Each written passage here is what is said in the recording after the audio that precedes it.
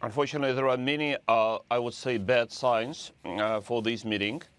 There is no Crimea mentioned here, so that what kind of sovereignty can be discussed.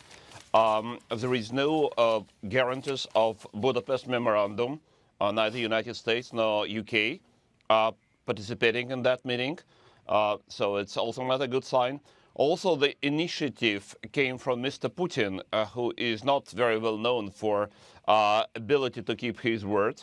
Also not a very good sign. And lack of desire from the leaders of Germany and France to fulfill a desire of Ukrainians of the Euro orientation, including insecurity and defense arrangements. So all of them are very bad signs. So that is why it is rather hard to expect anything positive, any serious progress from these negotiations. Andrey, where are we right now with where Putin is? I mean, to this day, he's disavowing control over the separatist elements.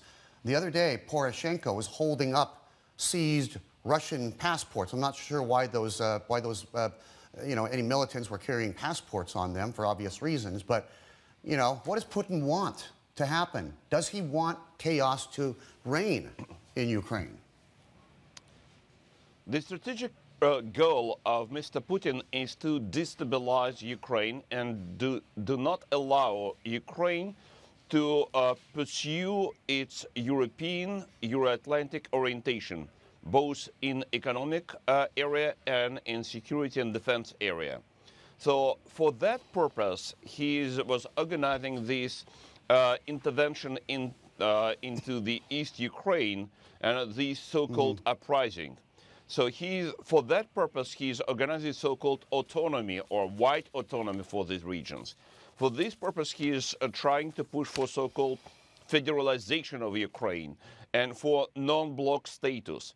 So all these purposes for long-term strategy of Mr. Putin, that means do not allow Ukraine to pursue independent policy of sovereign state. And unfortunately, we need to recognize it. So far, he is making progress in his goals. And unfortunately, the Western countries, including Germany and France, are not able to resist this pressure effectively. Okay. Andrey, President Obama has been leaning more and more toward arming, the rebels, the factions in Ukraine. How does the U.S. factor into this? Give me a quick last answer on this, if you would, Andrey, and I appreciate it. I think it's a reasonable step if the United States will take such a decision. But what is really missing in all this debate is a strategy in minds of American and European leadership. What are they going to do with the aggressive, revanchist, and revisionist power that is clearly is not going to stop in Ukraine and in Georgia? So the strategy to tackle and to resist is really missing.